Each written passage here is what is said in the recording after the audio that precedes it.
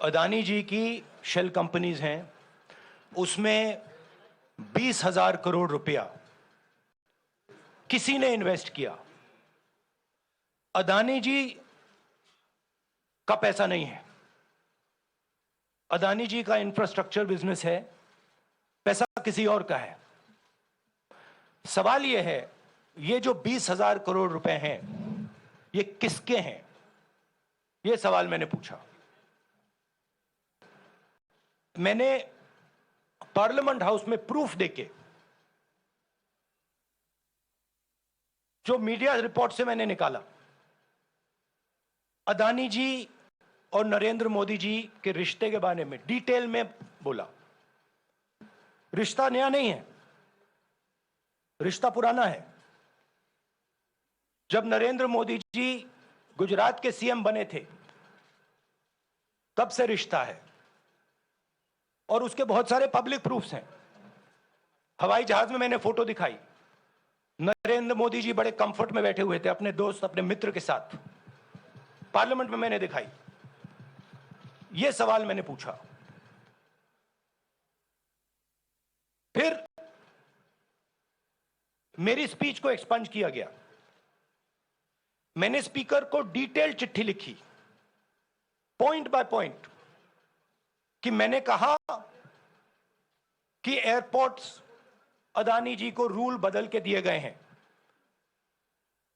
ये लीजिए रूल की कॉपी जिसको बदला गया है।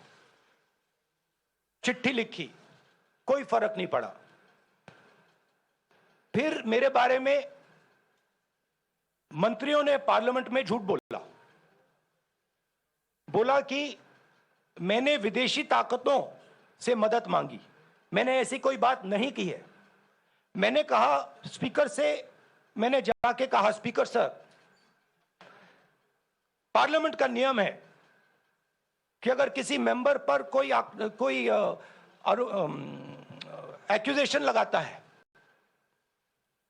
तो उस मेंबर को जवाब देने का हक होता है। मैंने एक चिट्ठी लिखी, उस चिट्ठी का जवाब नहीं आया। दूसरी चिट्ठी लिखी, उस चिट्ठी का जवाब नहीं आया। फिर मैं स्पीकर के चैम्बर में गया। मैंने स्पीकर सर से कहा, स्पीकर सर, ये कानून है, ये रूल है, इन्होंने झूठा आरोप लगाया है, मुझे आप बोलने क्यों नहीं दे रहे हैं? स्पीकर सर मुस्कुराते हैं, कहते मैं नहीं कर सकता। और फिर उसके बाद आपने सबने देखा क्या हुआ। सवाल पूछना मैं बंद नहीं करूंगा। नरेंद्र मोदी जी का अदानी के साथ क्या रिश्ता है और 20,000 करोड़ रुपए किसके हैं, मैं पूछता जाऊंगा। मुझे कोई डर नहीं लगता इन लोगों से।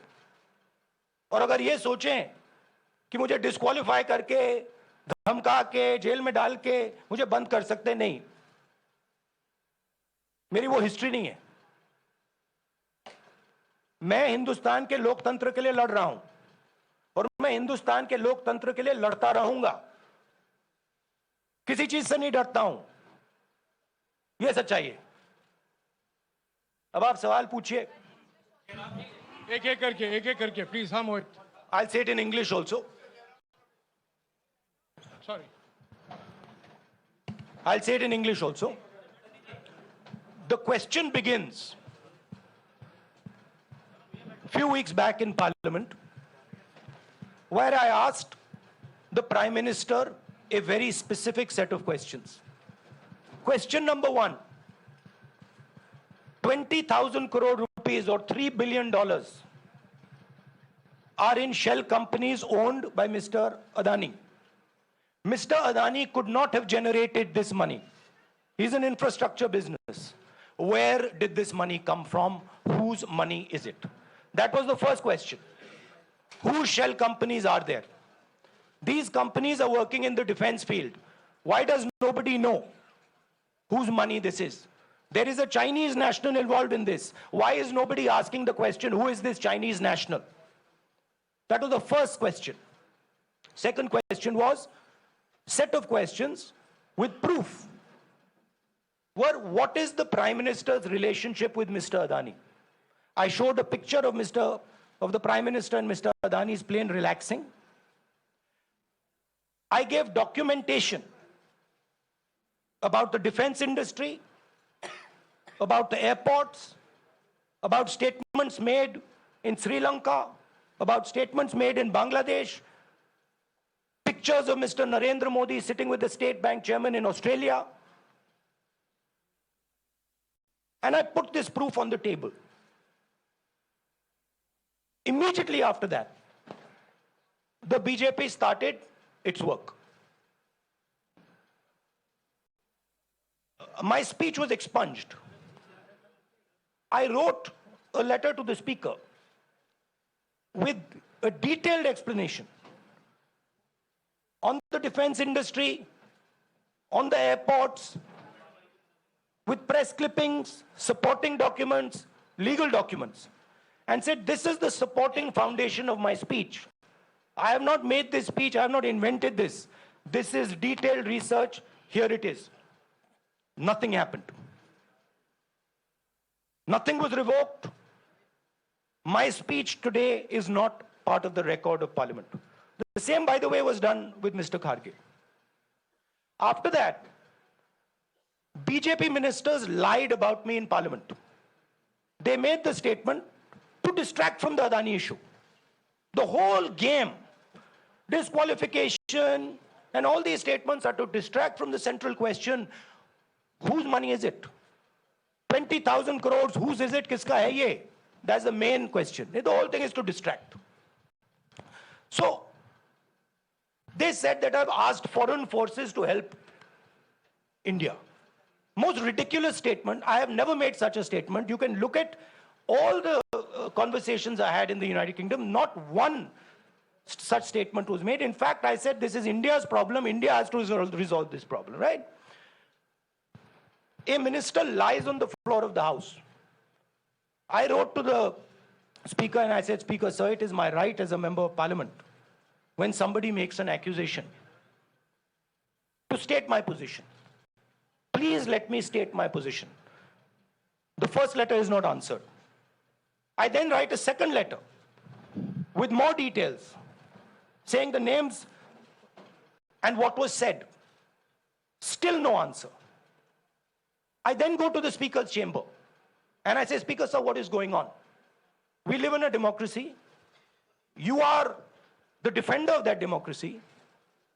Why are you not letting me make my statement? The Speaker smiles and says, I cannot do that.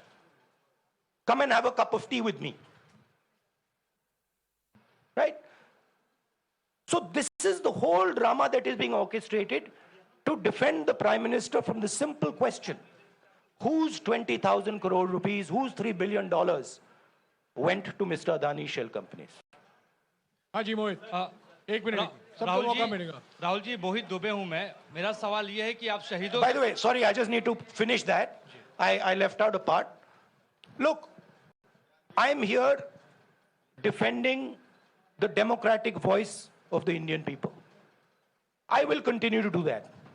I'm not scared of these threats, of these disqualifications, of these allegations, of these prison sentences. I don't care. I'm not scared of them.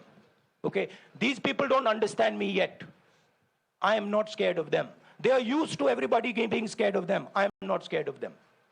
Right? And I will continue to ask the question, what is the Prime Minister's relationship with Mr. Adani?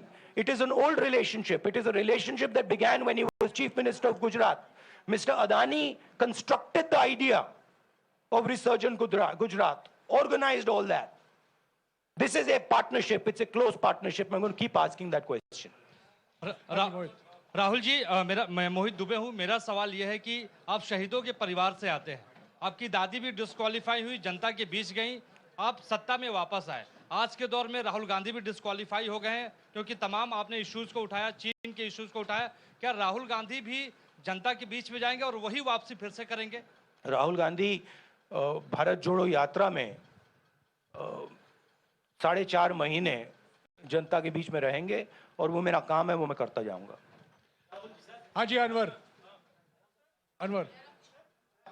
आज के हिंदुस्तान में आज के हिंदुस्तान में जो पहले राजनीतिक पार्टियों को सपोर्ट मिलती थी, मीडिया से मिलती थी, बाकी इंस्टीट्यूशन से मिलती थी, वो नहीं मिलती है। तो ऑपोजिशन की पार्टीज को एक ही रास्ता है, जनता के बीच में जाने का। हाँ जी अनवर। सर, भारतीय जनता पार्टी ने आप पर ओबीसी समुदाय के अपमान का आरोप लगाया है।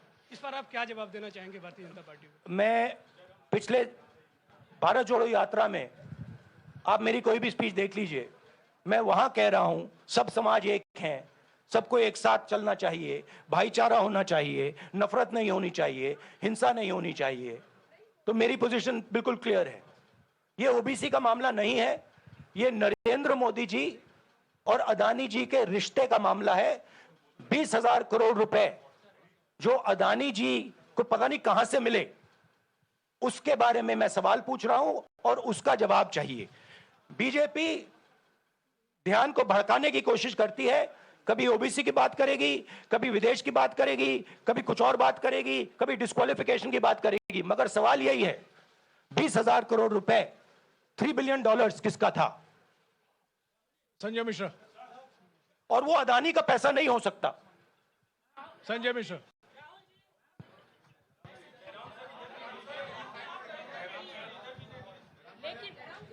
आपने कहा आप डरते नहीं हैं, लेकिन स्टेट के टारगेट पे हैं और स्टेट आपके खिलाफ है, पूरी स्टेट, पूरी मशीनरी आपके खिलाफ है।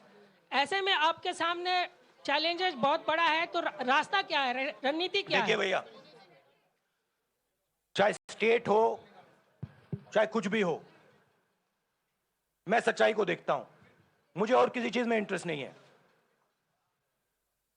मैं सच्चाई बोलता हूं। राजनीति में ये फैशनेबल बात नहीं है, मगर ये बात मेरे खून में है। मैं और कोई रास्ता निकाल ही नहीं सकता हूं। तो मेरा काम यह है, यह मेरी तपस्या है, जीवन की तपस्या है, उसको मैं करता जाऊंगा। चाहे मुझे डिस्क्वालीफाई करें, मारे पीटे, जेल में डाले, मुझे कोई फर्क नहीं पड़ता। मुझे अपनी तपस्या करनी है। इस देश ने मुझे सब कुछ दिया है। शांत हो जाइए। इस देश ने मुझे सब कुछ दिया है, प्यार दिया है, इज्जत दी है, इसलिए मैं ये करता हूं। हाँ Supriya. Sir, Rahul sir, BJP के जो लीडर्स आप पे अटैक कर रहे हैं उस पर आप क्या कहेंगे? और इसके अलावा वायनाड, वहां पर जब से खबर गई है वहां पे लोग बहुत डिसबिलीफ में हैं, प्रोटेस्ट भी इरप्ट हो रहा है, आप अपनी कॉन्स्टिट्यूएंसी के लोगों को क्या कहना चाहेंगे? नहीं, मैंने सोचा है कि मैं अपनी, देखिए मैंने कॉन्स्टिट्यूएंसी में भी बोला कि वायनाड के लोगों के साथ मेरा पारिवारिक रिश्ता है, फैमिली प्यार का रिश्ता है। तो मैंने सोचा कि मैं वायनाड के लोगों के लिए अपनी एक चिट्ठी लिखूं उनके लिए कि मेरे दिल में उनके लिए क्या है। तो वो तो मैं रिजॉल्व कर दूंगा। उनका, देखिए, बीजेपी के नेताओं का काम यही है। देखिए, वो सब नरेंद्र मोदी जी से डरते हैं, कारण आप जानते हो। नरेंद्र मोदी जी ने कहा कि देखिए ध्यान हटाना है। वो सब जानते हैं अदानी जी और नरेंद्र मोदी जी का रिश्ता, सारे के सारे जानते हैं क्या रिश्ता है, सब जानते हैं, मगर डरते हैं। तो अगर नरेंद्र मोदी जी ने उनसे कहा कि भैया ध्यान उधर करो, ध्यान उधर करेंगे। मगर सवाल यही है 20,000 करोड़ रुपए किसका है? हाँ जैनेंद्र। राहुल जी, पूरी कांग्रेस पार्टी, सर पूरी कांग्रेस पार्टी ये कह रही है कि आप चाहे वो गुजरात की कोर्ट ने आपको सजा सुनाई या आपका निलंबन हुआ, ये सब कुछ केंद्र सरकार, प्रधानमंत्री के इशारे पर हो रहा है।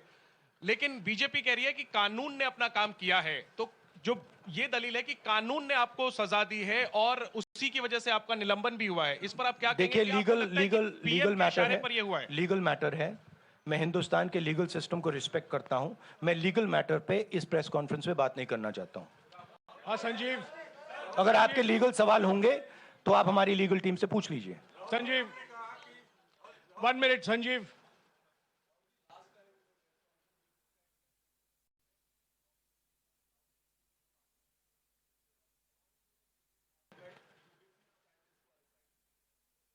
No, look, please understand why I have been disqualified.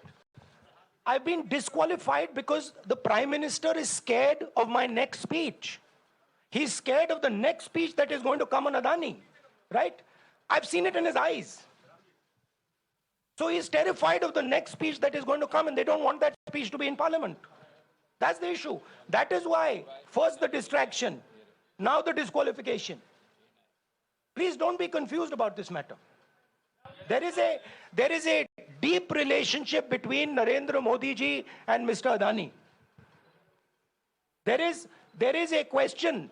20,000 crore rupees have suddenly arrived in Mr. Adani's shell companies. Where has this money come from? Whose money is it? It is, some of these companies are defense companies. Why is the defense ministry not asking this question? Why is the defense ministry not asking the question? But please explain to us, whose money is this that is being spent on our drone development, that is being spent on our missile development, that is being spent on our ordnance production? Why is the defense ministry not asking this question? Manjari please एक minute मंजरी की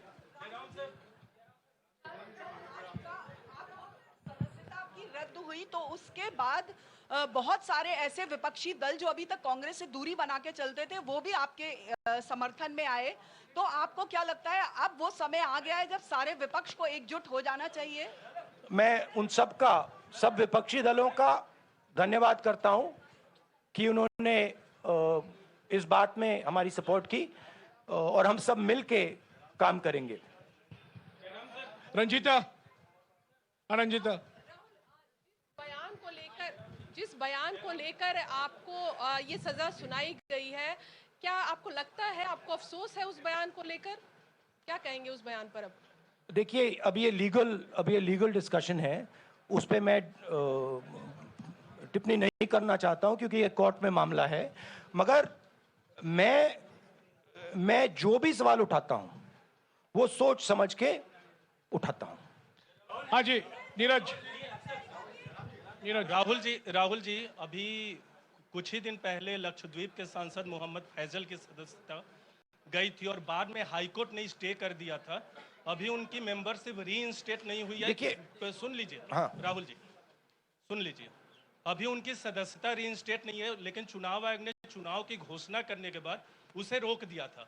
अगर ऊपरी अदालत से आपको stay मिलता है तो आपको उम्मीद है कि लोकसभा स्पीकर भी आपकी सदस्यता को बहाल कर देंगे? मुझे उम्मीद में कोई इंटरेस्ट ही नहीं है। चाहे मुझे सदस्यता मिले ना मिले, मैं अपना काम करूंगा। अगर ये मुझे परमानेंटली डिस्क्वालीफाई कर दें तो भी मैं अपना काम करूंगा। अगर मुझे रीइंस्टेट कर दें तो भी मैं अपना काम करूंगा। मुझे कोई फर्क नहीं पड़ता मैं पार्लियामेंट के अंदर हूं या बाहर हूं, कहां हूं। मैंने आपसे कहा मुझे अपनी तपस्या करनी है, मैं उसको करके दिखाऊंगा। आपके लिए नहीं, अपने लिए। रवि एक मिनट रमन, हाँ। एक मिनट रमन।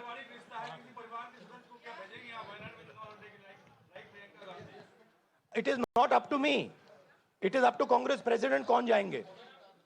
राहुल जी मेरा सवाल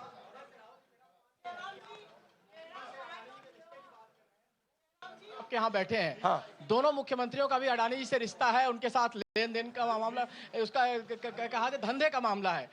लेकिन क्या धंधे का मामला, क्या बात कर रहे हैं? ये धंधा रोकेंगे ये लोग? जिनके पास जो भी स्टेट का उनके साथ नाता है, जो भी बिजनेस चल रहा है, वो बिजनेस रोका जाएगा क्या? देखिए, सिंपल सी बात है, आप डिस्ट्रैक्ट करने की कोशिश मत कीजिए। 20,000 करोड़ रुपए अदानी जी की शेल कंपनीज में कहां से आए? आप इंक्वायरी कीजिए। अगर बात निकली कि हमारे चीफ मिनिस्टर का पैसा है तो इनको जेल में डाल दीजिए। अगर बात निकली तो किसी और का पैसा है तो उसको जेल में डालिए। हाँ Siddharth sir, Rahul sir, please madam, एक मिनट। मैडम आप लोकतंत्र को समझिए। ये जो पैनिक रिएक्शन इन्होंने किया है नरेंद्र मोदी जी ने, इससे सबसे ज्यादा फायदा मिलेगा विपक्ष को। ये इन्होंने हमें हथियार पकड़ा दिया है। ये आप बात समझिए। ये मोदी जी पैनिक में आ गए कि बात निकल जाएगी, ये 20,000 करोड़ रुपए किसके हैं, डर गए, घबरा गए। इन्होंने पूरा सीक्वेंस शुरू कर दिया।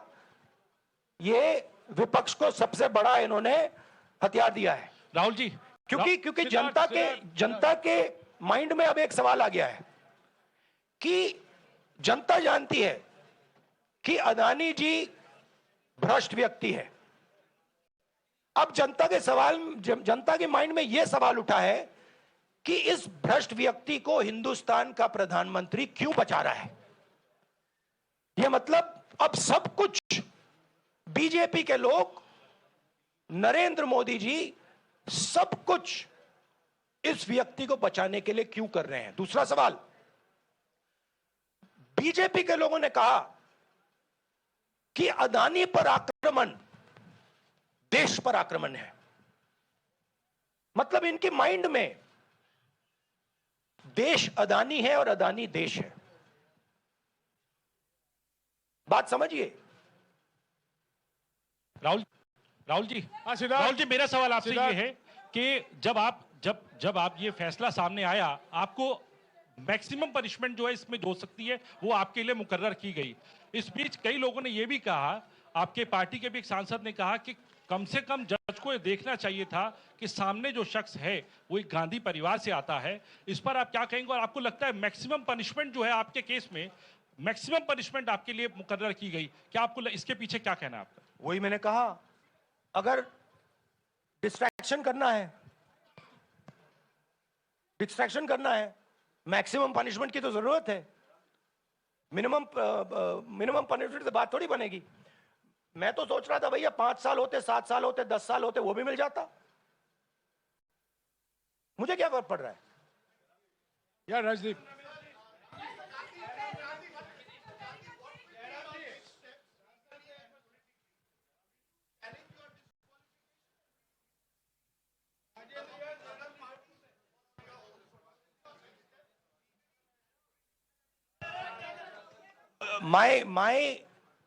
I have only one step, and that step is to fight for the truth in this country and to defend the democratic nature of this country that is under. Please let me finish, Rajdeep, unless you want to answer it for me. You do that also sometimes. Yeah. So my job, as I see it, is to defend the democratic nature of this country. And I will do whatever I have to do to defend the democratic nature of this country. What does that mean? That means defending the institutions of this country. That means defending the voice of the poor people of this country. That means telling the people of this country the truth about people like Mr. Adani, who are basically exploiting the relationship they have with the Prime Minister. yeah, Pallavi, please 1 second, let's go. Look, see, these are legal matters. It makes me no difference. I told them, it makes me no difference if I'm disqualified, not qualified, whatever. It makes me no difference. Disqualify me for life. Put me inside jail. I will keep going. I will not stop. Mr. Gandhi, Yeah, Mr. Pallavi. Gandhi, two things here. One, are you worried or apprehensive about the political relevance of, say, the opposition and the Congress Do I look party worried post? to you? One. Second, Do I look worried to you? I'm excited. I'm happy that these people have given me the best gift they could give me. and second, Mr. Gandhi, is that BJP's reaction since yesterday is that if you hadn't torn the ordinance then perhaps you wouldn't be facing the law today. Your response to that? My response to that is that when somebody is guilty of something, they want to distract everybody's attention. Right? If you catch a thief, the first thing he says is, I didn't do it. The second thing he says, look there, look there, look there, look there. Right? That's what the BJP is doing.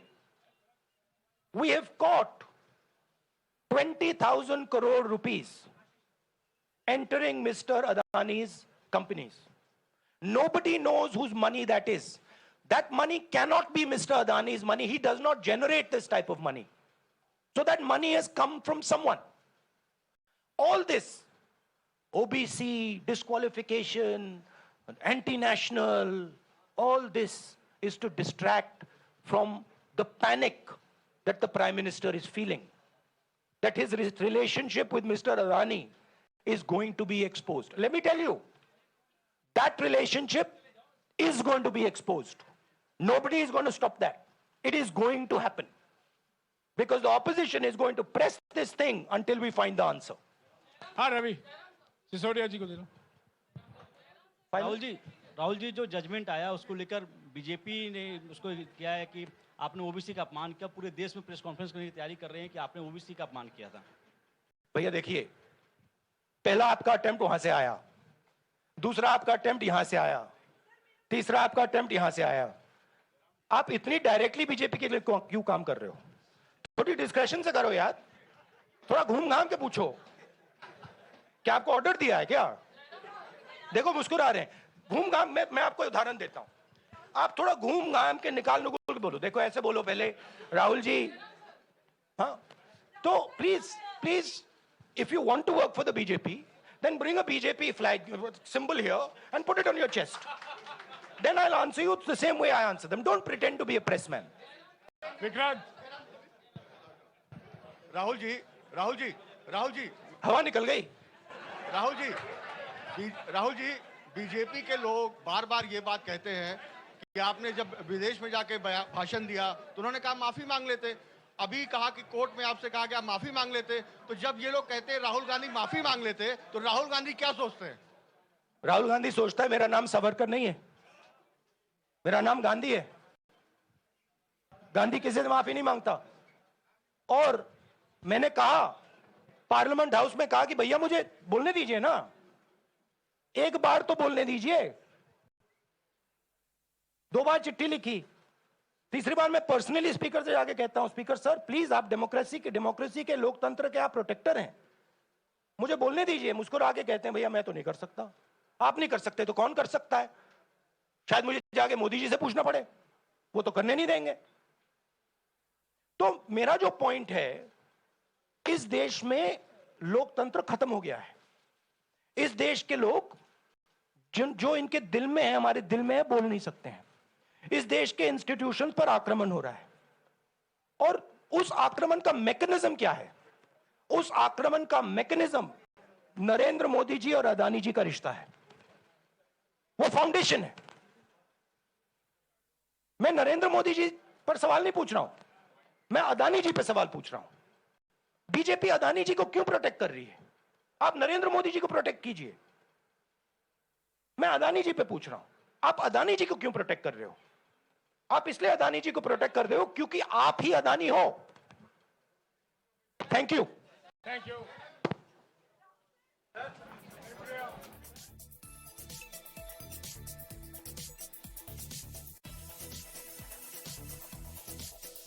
All right, viewers, that was, of course, Rahul Gandhi speaking on what exactly is happening, the crackdown that has taken place. He has very clearly said that this is an attack on democracy, and no matter how many times he's been disqualified, he is not going to stop his fight against the attack on democracy. He has, of course, trained his guns against the Adani-Modi relationship, and very clearly he has said that many times before that the democracy is being attacked in the country, and examples of which is being seen each day.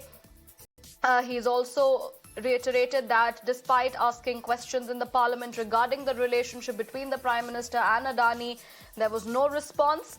And he's also questioned the 200 crore over the Adani Hindenburg report that has come out. And at this point of time, Rahul Gandhi is also very clearly stated that he is ready to be disqualified and his job is to defend the democracy. It is to be seen what happens next as far as his disqualification is concerned, how the situation now turns from here. But as you could see, that was his first reaction after being disqualified. And he said that the Prime Minister is scared, the BJP is scared of his next speech in the parliament, and he's very clearly welcomed this move, and he said that he is ready to fight. My colleague Ishika